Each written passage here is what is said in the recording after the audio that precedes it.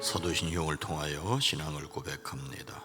전능하사 천지를 만드신 하나님 아버지를 내가 믿사오며 그 외아들 우리 주 예수 그리스도를 믿사오니 이는 성령으로 잉태하사 동정녀 마리아에게 나시고 본디오 빌라도에게 고난을 받으사 십자가에 못 박혀 죽으시고 장사한 지 사흘 만에 죽은 자 가운데서 다시 살아나시며 하늘에 오르사 전능하신 하나님 우편에 앉아 계시다가 저리로서 산자와 죽은 자를 심판하러 오시리라.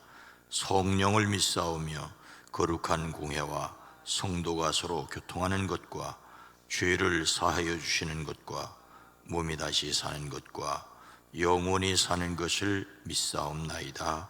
아멘.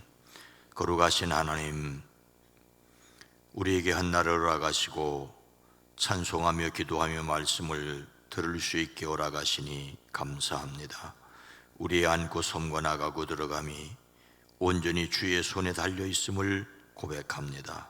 매일매일 우리의 삶 가운데 거기 함께 계셔서 친히 일하시는 주님을 경험케 허락하여 주시옵소서.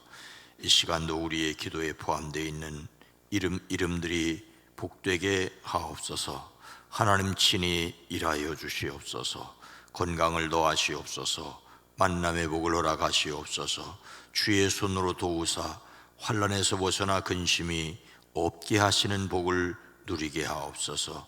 주를 경외함으로 누리는 평강이 넘치게 하옵소서. 무엇보다도 하늘에서 이루어진 것 같이 이 땅에서도 이루어지는 것을 보고 듣고 경험하며 간증하는 삶이 되어지게 하옵소서. 이 시간도 우리에게 말씀을 더하여 주시옵소서. 예수님의 이름으로 축복하여 간절히 기도드리옵나이다. 아멘. 찬송가 120장입니다. 찬송가 120장입니다. 오 베들레헴 작은 오 베들레헴 작은 골로 잠들었느냐. 별들만 높이 빛나고 잠잠히 있으니 저 놀라운 빛 지금 캄캄한 이 밤에 온 하늘 두루 비춘 줄로 어찌 모르나. 온 세상 모든 사람들 잠자는 동안에 평화의 왕이 세상에 탄생하셨도다. 저 새벽 별이 홀로 그 일을 아는 듯 밤새껏 귀한 그 일을 말없이 지켰네. 오 놀라우신 하나님 큰 선물 주시니 주 믿는 사람 마음에 큰 은혜 받도다. 이 죄악 세상 사람 주 오심 모르나. 주 영접하는 사람들 그 맘에 오시네. 오 베들레헴 예수님 내 맘에 오셔서 내 죄를 모두 사하고 늘 함께 하소서. 저 천사들의 소식 나 기뻐 들으니 오 임마누엘 예수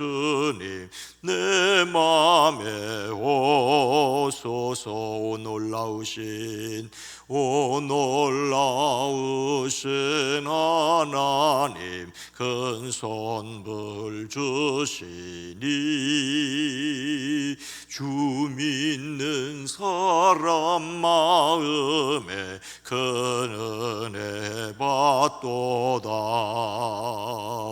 이 죄악 세상 사람 주 오심 모르나 주 영접하는 사람들 그 맘에 오시네. 오 베들레헴 예수님 내 맘에 오셔서 내 죄를 모두 사하고 늘 함께 하소서. 저 천사들의 소식 나 기뻐 들으니 오 임마누엘 예수님 내 맘에 오소서.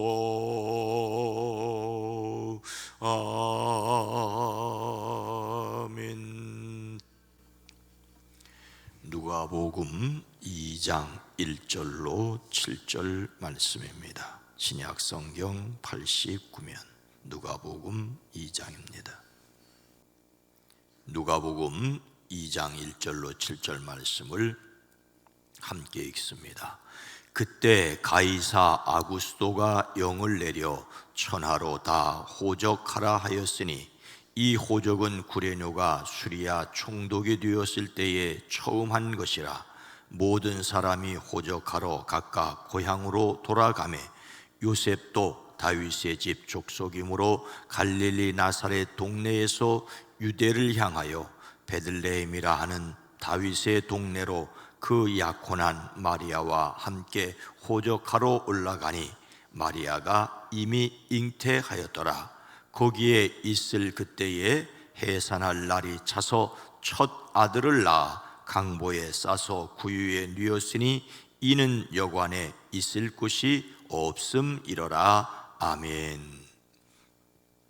오늘도 예수 그 이름으로 행복하시기를 축복합니다.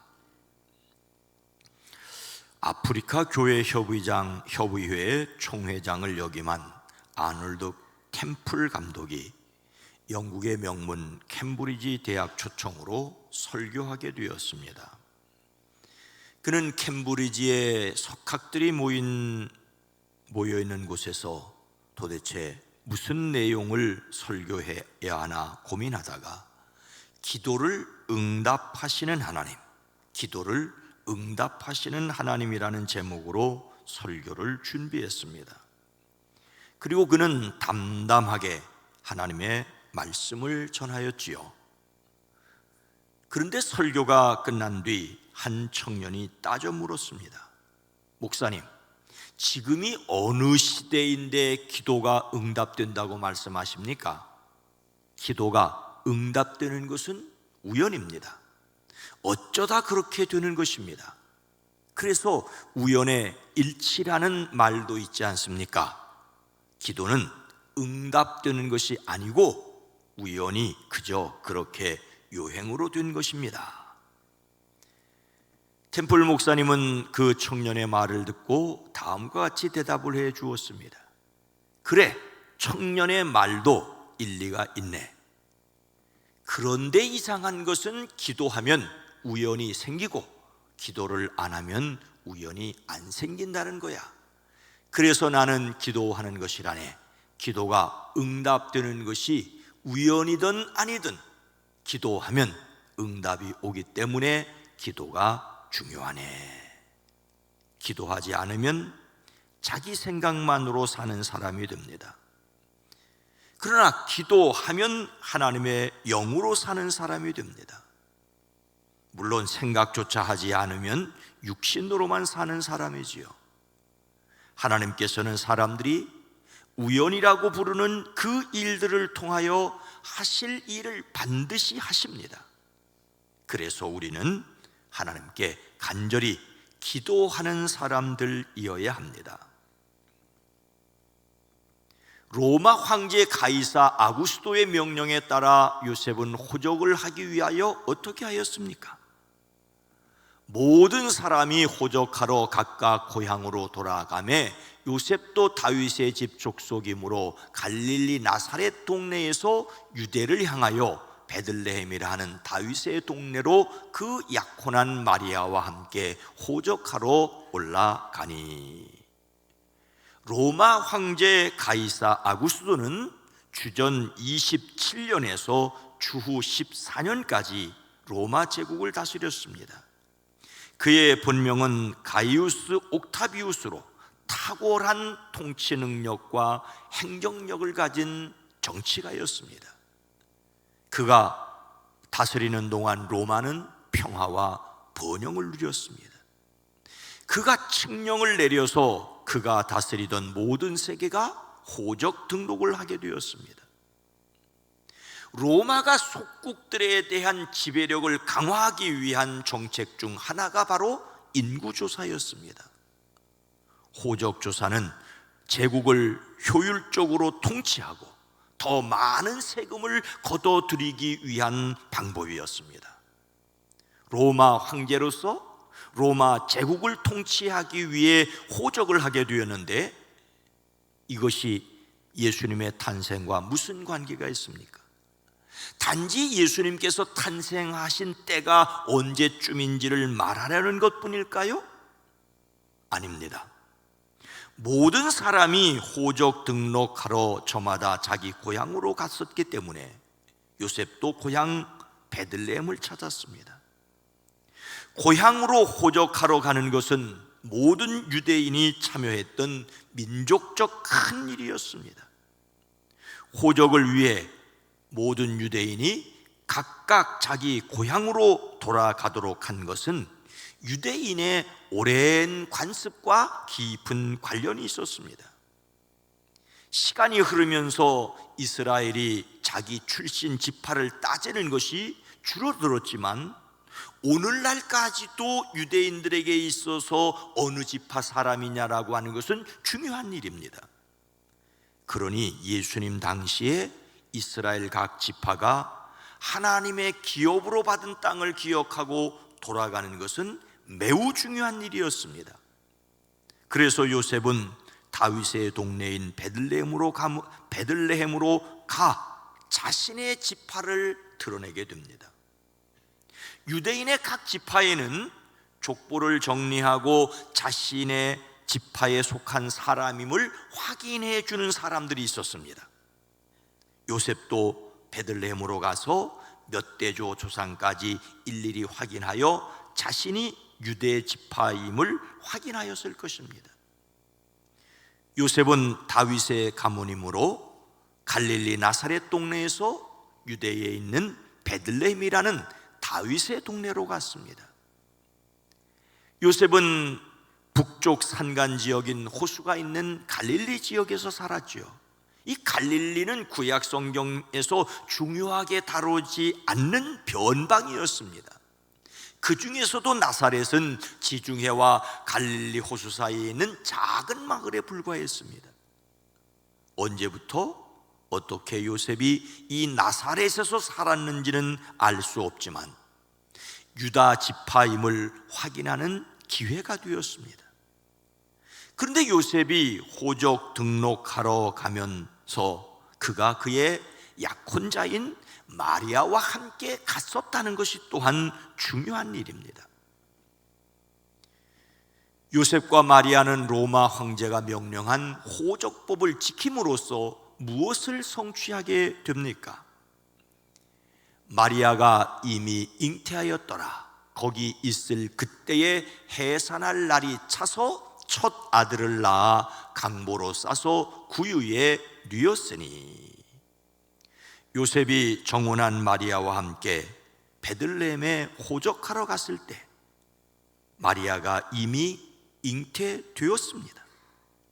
그 당시 납세를 위한 인구조사에서 여인들도 호적의 대상이긴 했지만 반드시 본인이 갈 필요는 없었습니다.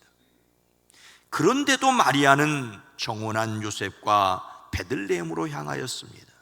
그것도 산딸이 가까운 무거운 몸으로 말입니다. 요셉이 마리아와 함께 베들레헴에 간 이유는 무엇이었을까요? 약혼하였으나 아직 결혼하지 않았음에도 불구하고 임신한 마리아가 나사렛 사람들의 비난과 멸시를 당하는 것을 우려했기 때문이라고 생각하는 사람도 있습니다. 그것이 아니라 요셉과 마리아가 구약 미가의 예언을 알고 있었기 때문이라는 사람도 있습니다. 구약의 예언자 미가가 이렇게 예언했지요. 베들레헴 에브라다야, 너는 유다 족속 중에 작을지라도 이스라엘을 다스릴 자가 내게서 내게로 나올 것이라. 그의 근본은 상고에 있고 영원에 있느니라. 성경에서 다윗의 도시라면 당연히 예루살렘입니다. 다윗이 이곳을 점령하여 수도로 삼았고 이곳에 성전을 지었기 때문입니다. 예루살렘에서 남서쪽으로 8km, 20여 리 정도 떨어진 베들레헴은 예루살렘이 정치, 종교의 중심이 되면 될수록 상대적으로 조용한 시골이 되었습니다. 어쩌면 미가 당시에 베들레헴은 점점 잊힌 동네가 되고 있었습니다. 예루살렘은 종교적으로 중요했지만 또한 반대로 타락한 도시가 되었습니다. 이런 형편에서 선지자 미가는 베들레헴에서 태어날 메시아를 예언하였습니다. 너 베들레헴, 너는 유다의 여러 족속 가운데 작은 족속이지만 이스라엘을 다스릴 자가 내게서 내게로 나올 것이다. 그 기원은 아득한 옛날 태초까지 거슬러 올라간다. 다윗의 후손으로 오시지만 다윗이 감히 넘볼 수 없이 위대한 분이 태어날 것을 선지자 미가를 통하여 하나님께서 말씀하십니다. 오늘 말씀에서 주목해야 할 것은 요셉이 어떤 목적과 이웃으로 베들레헴에 마리아를 데리고 갔었던 간에 메시아가 베들레헴에서 탄생할 것이라는 하나님께서 예언자 미가를 통하여 하신 말씀이 이루어지는 것입니다. 그들이 베들레헴에 머물러 있는 동안에 마리아의 해산할 날이 되었습니다. 해산할 날이 차서라는 말은 임신기간 280일이 꽉 찬 것을 의미합니다. 마리아가 성령으로 아기를 잉태한 것과 로마 황제 아구스도가 호적을 명령한 것과 요셉과 마리아가 베들레헴에 도착한 것이 정확하게 들어맞았습니다. 어떤 사람은 우연의 일치라고 하겠지만 이것은 하나님의 세심한 섭리였습니다. 세상은 세상이 원하는 대로 움직이려고 합니다. 이런 세상에서 하나님의 뜻에 자신이 참여하도록 무엇을 기도해야 하겠습니까? 로마서 8장 28절은 이렇게 말하고 있습니다. 우리가 알거니와 하나님을 사랑하는 자 곧 그의 뜻대로 부르심을 입은 자들에게는 모든 것이 합력하여 선을 이루느니라. 사람들은 자신이 원하는 대로 세상을 움직이려고 합니다. 생각 밖의 일이 일어나면 우연이라고 치부하는 것이지요. 그러나 하나님을 믿는 사람들은 모든 것이 하나님의 섭리 안에 있음을 압니다. 하나님은 그분의 사람들에게 모든 것이 합력하여 선을 이루게 하십니다. 그래서 오늘도 우리는 하나님의 뜻을 믿고 하나님께 기도해야 합니다. 하나님께서 모든 것이 합력하여 선을 이루게 하시는 사람은 하나님을 사랑하는 사람입니다. 하나님을 사랑하는 사람을 통하여 하나님은 모든 것을 합력하여 선을 이루게 하십니다. 그래서 우리가 해야 할 일은 하나님을 사랑하는 것입니다. 하나님을 사랑하는 일들 가운데 반드시 해야 할 일이 이웃을 사랑하는 것입니다. 사랑이 모든 것을 선이 되어지게 하십니다. 하나님을 더욱 사랑하기를 소망합니다. 2023년 하나님을 사랑함으로 모든 것이 합력하여 선을 이루는 것을 경험하고 간증하게 되어지기를 주의 이름으로 축원합니다.